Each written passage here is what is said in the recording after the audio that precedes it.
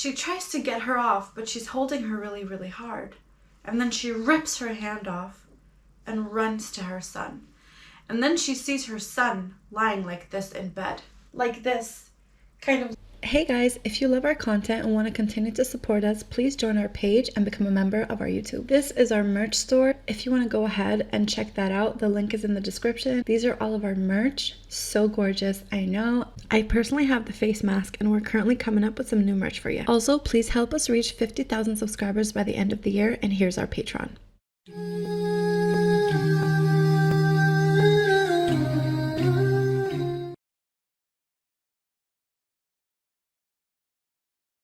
Assalamu alaikum. Welcome back to my channel. I'm Sheikha, and today I'm gonna tell you guys a really spooky, scary Jinn story. Recently, someone in my immediate family accepted the fact that God exists, and then they accepted the fact that Islam is the only true religion. How that came about was by a series of very uncomfortable happenings in her home, with her children, and in her dreams. She is someone who is very open for spirituality and spent most of her adult life as a very open atheist. And about 3 weeks ago, she finally decided to accept the one true faith. How this came about was through a spooky series of events. Here's the story of the spooky dream and Jinn that scared her so much she started to look into the Quran. She's someone who always was spiritual. She's someone who was misguided by her upbringing and environment. About a month ago, she started really listening to the signs. I remember many times growing up, this family member would go through really crazy spooky things. Mind you, I think this is one of the most stone strong people that I've ever met. I've never seen them scared or cry. So one time when I was a preteen and she was also very young, there was an incident in her room and I was there. And I just remember her screaming with the covers over her head. Finally, when we turned on the lights, she said, "It was here." And it was the same demon that had been visiting her. So later down the line in her life, she was an atheist. She openly said she doesn't believe in God because she didn't really look in the right places for the answers that she was seeking. She lives in a very old house. This house has been home to many entities and jinns. Strange things starts happening around the house around the time where they start to accept God into their life. So the spirits that have been working very hard to hold her back, hold her from believing and obeying in the one God. Once they saw that she was slipping, things started happening in her home. Each time she would give birth, each time she would have a new baby, it would get really aggressive with her and with the children. She reached out to me for help, and I offered to perform ruqya, kind of like a cleansing / mild exorcism for the house. And I told her, you have to believe in order for this to work. Can't continue to deny that God exists, because every time we cleanse your house, the aggressive spirits stop. And it stops for a period each time, and then it comes back. This time, that was her last straw that made her say, I believe. I believe. She just had one of her babies, and her other baby is like 2 years old. For a long time, these really aggressive spirits have been just doing the most, bothering them, bothering their family. Weird things appear in their house. She goes to sleep, and the next thing she knows, she hears the baby call for her son. While her newborn baby lies next to her, she gets a feeling that her son's afraid, because she hears in his voice that he's laughing, but you know how like when a child is scared and they're forced to laugh? Kind of like that. She hears this and she knows her son is not alone. She's very afraid. She leaves her man and her newborn daughter, and she goes downstairs to her son. And on the way to her son, her bedroom is here, and she has to go past a hallway, 3 steps down, and then here's the living room, the kitchen, a toilet, and then her son's room.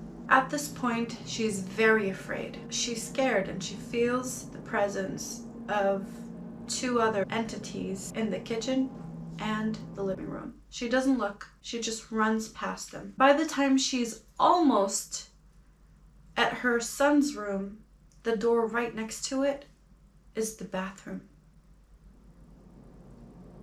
And she sees a white hand that grabs her nightgown tight and pulls at it. And then she hesitates, but then she looks at the face of the hand that's grabbing her. She looks at the face, and then she sees like a 50s porcelain looking doll with a 50s dress on.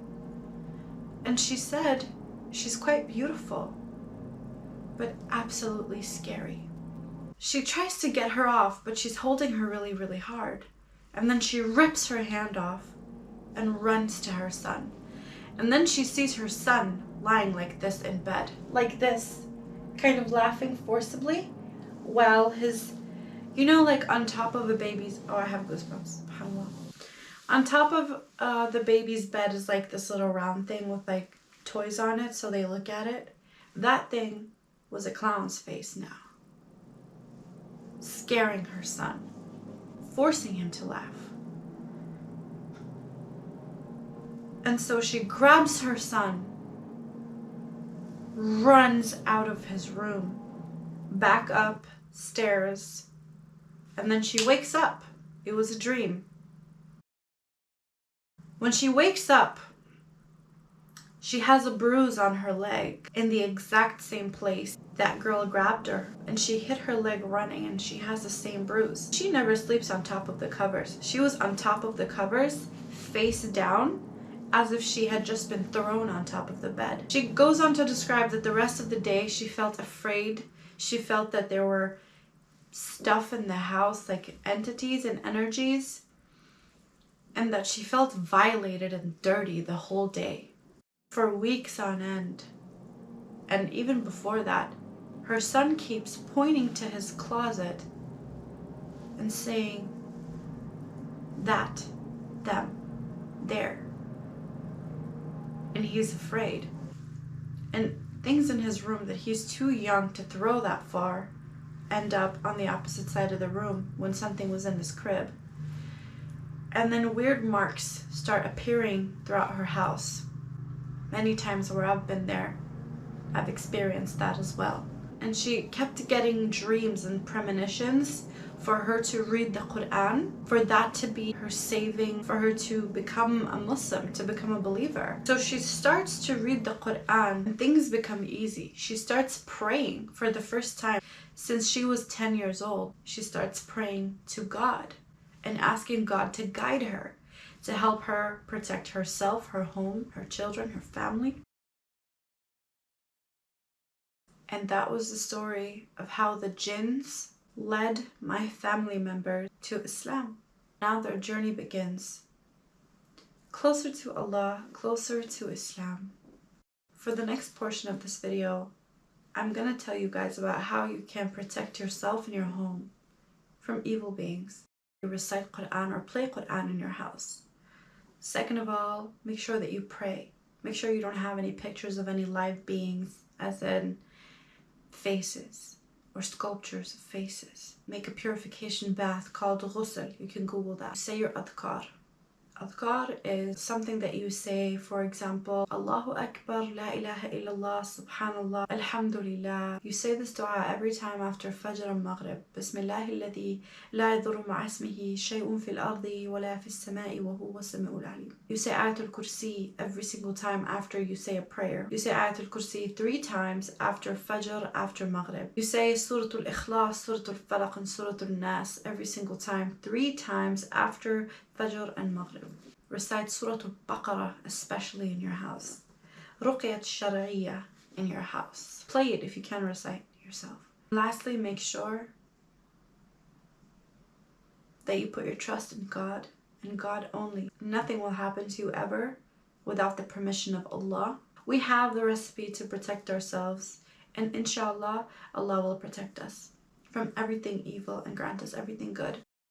Thank you for listening to the story. I'm sorry that it was a spooky ambiance, but I had to do it this way just because last time I did a Jinn story, I was like, it wasn't scary, like you needed scary music or whatever. If you haven't subscribed to my channel, please consider subscribing right now, right here. Assalamu alaikum. So remember to check out our description box for the links of our Patreon and how to join our family. Thank you so much for your support. We really appreciate you. Bye.